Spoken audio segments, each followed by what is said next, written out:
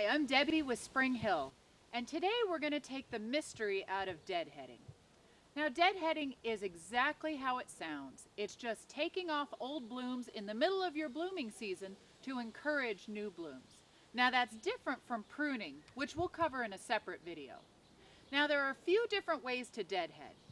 As you see next to me, this hosta has one shoot of blooms coming up, and as you can see, it's all bloomed out. So what you would do is take this entire stalk off. You see, I'm not removing much in the way of foliage, just taking off the bloom. What that's going to do is give you a nice healthy looking plant and get it ready for its next flush of blooms. Now, daylilies are just the same as hostas. All you want to do is take out that main shoot. But with daylilies, you don't even need your pruners. So here, hang on to these for a second, would you? Thanks. All you're going to do is take these old brown stalks and just yank them right up. And by the way, while you're deadheading your daylilies, it's also a good time to take out some of this dead foliage underneath the plant. That'll keep it looking really nice. Now, Asiatic lilies are going to be different from daylilies. Now, you notice on the blooming stalk that there's foliage all the way up the stalk. Now, you want to keep as much of that foliage on the plant during the bloom season. So when you deadhead, you're going to deadhead right toward the top. Just take off that spent bloom. Now, roses are a different story altogether.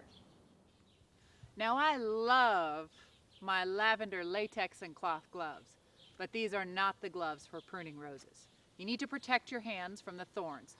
So use some heavy-duty leather gloves that protect not only your hand, but also part of your arm. Now here you'll see we have a clustering rose.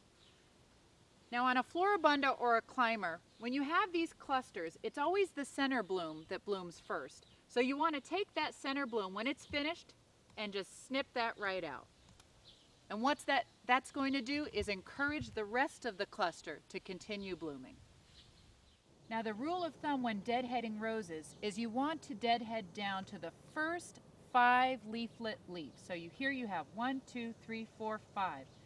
So you want to prune right above that. And you see we already have the new shoot coming up, so we're all ready for our next flush of blooms. Now you can also keep your containers looking nice all throughout the season by deadheading off all the old blooms. You notice here I have some zinnias that are bloomed out. So what we'll do is we'll take it just down here to the end of the stalk, take that bloom right out. So you can see by deadheading all the flowers in your garden, you can keep your garden looking beautiful and colorful all season long.